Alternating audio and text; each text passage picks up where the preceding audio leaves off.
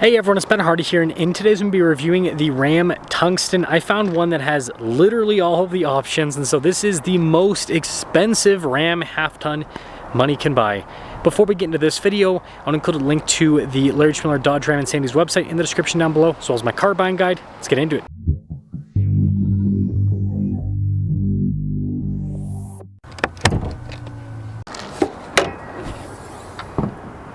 Under the hood, we have a twin-turbo 3-liter inline-6 that goes through an 8-speed automatic transmission. It puts out 540 horsepower and then 521 pound-feet of torque. Fuel economy is 15 around town, 21 on the highway. Now, before we move forward with this review, I do want to mention if you want to see more videos just like this, then I recommend you subscribe because I post content every single day. So taking a look at the hood, you guys can see it raises up towards the center. We have our SST HO badge, signifying it's got the high output.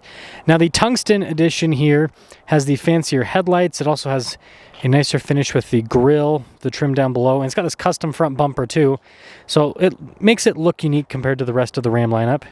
Our tire wheel setup is 285 by 45 by 22. You can see pretty fancy wheels, but you notice all-terrain tires. It's the first thing with this package is when it actually has all-terrain tires from the factory.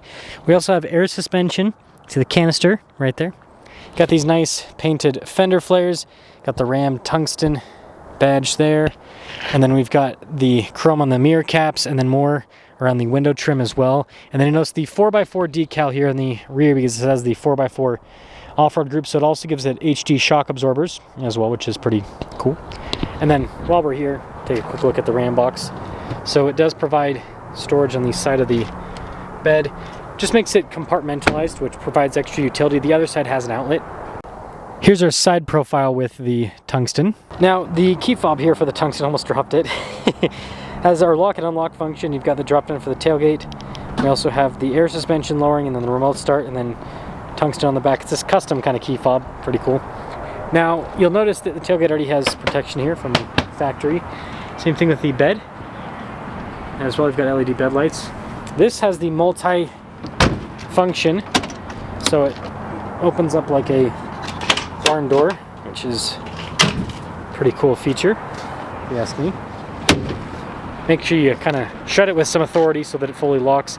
Tungsten badge there on the back. We've got parking sensors here in the rear. We also have the little tailgate step as well. Like I said, this has all the options. Tonneau cover too. This leads us into the passenger cabin. So you're going to get a custom door panel with the Tungsten. You can see the fancy stitching here and look at this trim as well. And then even the speakers have a nicer finish on them. And then the seats have a lot of custom elements. I mean, look at the piping here on the side, for example, with the stitching. And again, that kind of cross-stitch design on the seats themselves.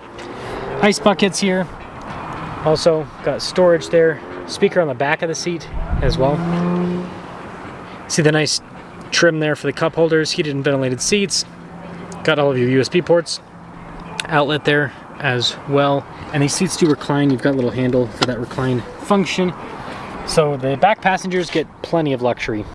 And then popping up front, again with the door panel, you've got all the nice trim that goes across.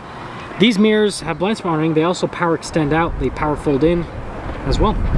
More speakers here for the sound system. This is the adjustment for the seats. You've got massage seat function. You also have memory seat functionality too. Payload on this truck is 934 pounds with all this stuff added to it. Wow. How much does this thing weigh? 7,100. This weighs over 6,000 pounds. Wow. And then here's the front seat. Again, really nice trim here, the piping and all of that. It's cool looking. This has adjustable pedals. You've got the function turn on the outlets. Light controls are pretty normal with your fog lights and your cargo light. Steering wheel, though, is still manual with the adjustment. And let's pop it on. The steering wheel itself has nice trim all around. Got the Ram logo there in the center. Got nice stitching all around. Radio controls in the back. We've got adaptive cruise control for lane centering. You've got your gear limiter. Oh, the camera just died, of course. And then you've got your controls for the center stack and then drive mode select also on the steering wheel as well. And then your regular stock on the back.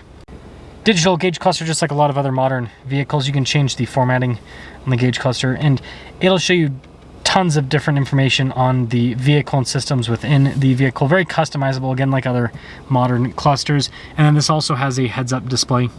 There's nice trim all across the dash. in for the fancy sound system. You see the fancy stitching there too. And then this leads us to the infotainment system, which we've got 360 camera there. You can see all the different viewpoints that you can switch between if you want. And you can also use this little function there for that too. Now this has the newer, bigger kind of screen setup. So you still have analog controls on either side for the climate. You still have analog little buttons for the radio. And it still has the shortcut bar, which you'll notice it takes a second for things to load up. And of course you got heated and cooled seats. But the physical buttons on the other screen are now digital with this, except for the trailer brake controls, part of it at least, and the trailer steering system, again, part of it at least. But stuff like the air suspension no longer has a physical button. So we've got our little dial shifter here for the 8-speed automatic. We have our 4-wheel drive system. Notice it does have 2-wheel drive as well. But yeah, you've got auto high and low, auto stop start. You actually have off-road cruise control and an axle lock with this because the off-road package. Got some USB ports. Center console. Nice trim there. And this can slide all the way back. It reveals an outlet and 2 wireless phone charging pads. And then of course it says Tungsten on the top. And then you've got the storage there on the rear. Passenger screen, which kind of functions as like a limited secondary infotainment system. Got nice trim here on the dash. Camera rear view mirror. We do have a nicer headliner as well as a panoramic sunroof, and then controls here for the sunroof and then also for the power sliding rear window. So here's a window sticker for this Tungsten. You guys can see all the options. Total MSRP there is $94,635, and well, let's drive it. It's cool, it says Tungsten when you start it up. So I know I've already reviewed a Tungsten, but this one has literally all the options, so I thought it would be fun to review this and also see how it drives with the HD shock absorbers and everything, because sometimes it does make the truck drive a little bit worse. And then also the all-terrain tires. And then also, you know, who's this truck even for, right? Like, you'd think someone either wants a luxury truck or they want an off-road truck. And I mean, you know, like you look at the RHO and that's kind of, and that's also what we'll talk about. It's kind of both. Now with the air suspension, the ride's really smooth.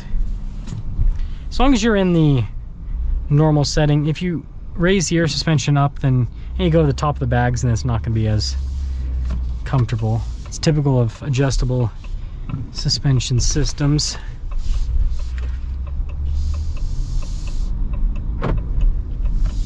And this inline 6 is very smooth too.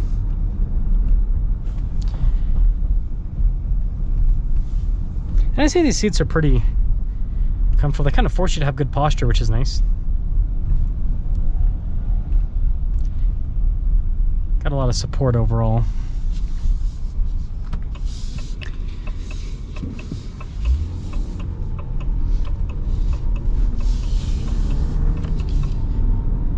You gotta love inline 6s. It's such a good powertrain. It's just smooth with the delivery.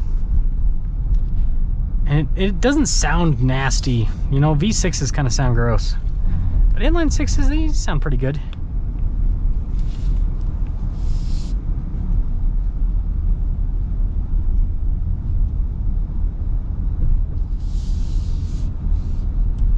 Yeah, the ride is really impressive, actually.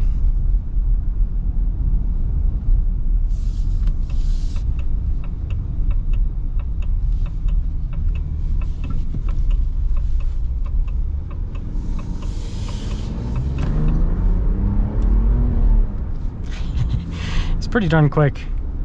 It's pretty darn quick. And the other thing I like about inline 6s is they don't taper off at the top end. They still keep pulling. It's just the way that I personally like a power band to be. I don't like it when they feel like, you know, V6s, they feel like the engine just kind of dies at the top. You're like, please shift gears so I can have power again.